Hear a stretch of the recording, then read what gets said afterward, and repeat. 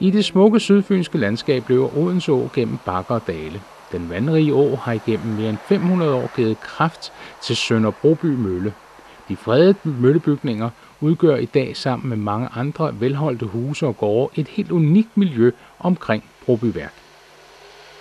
Kroens historie går tilbage til 1645, hvor man hører om Brobyværk Kro i optegnelsen Vandvejen og postdiligencen mellem Odense og Faaborg. Brobyværk var en våbenfabrik, der fremstillede mange forskellige håndvåben som musketter, kårde og militærøkser samt pistoler. I 1658 bliver værket ødelagt af de svenske tropper, der havde erobret hele landet og var på vej mod København. Kroens grundlæggelse falder nogenlunde sammen med våbenfabrikkens. Sine kongelige privilegier fik den i 1734. I ca. 200 år har den samme familie ejet Brobyværk Kro, og i 1972 overtog Annelise og Ib Jørgensen kroen. Siden da er der blevet bygget til og moderniseret, så den i dag fremtræder som en renoveret og hyggelig kro med præg af gammeldags stil. Ikke mindst værelsesfløjen fra 1988 giver den gamle kro den høje standard af overnatning i Brobyværk. Alle værelser har dejligt bad, toilet, telefon, tv, og mange af værelserne har den smukke udsigt over Odense Å. I en kongelig privilegeret kro, som den i Brobyværk, findes gerne en krostue, hvor den velnærende og gode kromad serveres under hyggelige forhold. Men her er også hyggelige restaurationsafdelinger, hvor den finere gastronomi serveres i større og mindre selskaber.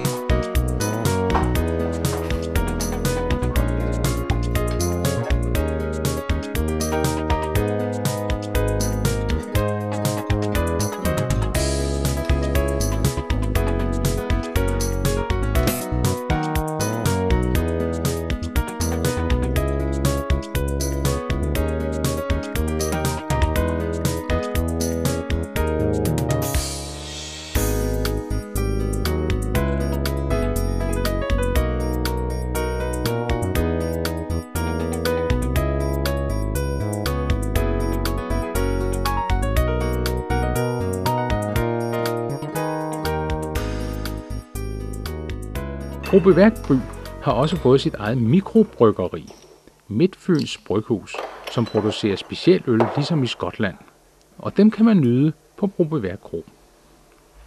Næste gang de kører af hovedvej 43 mellem Odense og Faaborg, så prøv at følge margueritskiltene og få en oplevelse ud af turen. Naturen i denne egn er højeste karat, og et ophold på Brobyværk Kro kan være i forbindelse med en kop kaffe eller frokost eller måske en overnatning. Under alle omstændigheder bliver det en krooplevelse, der bringer en tilbage til de gode gamle dage. Her mødes man af den største høflighed og dejligste stemning.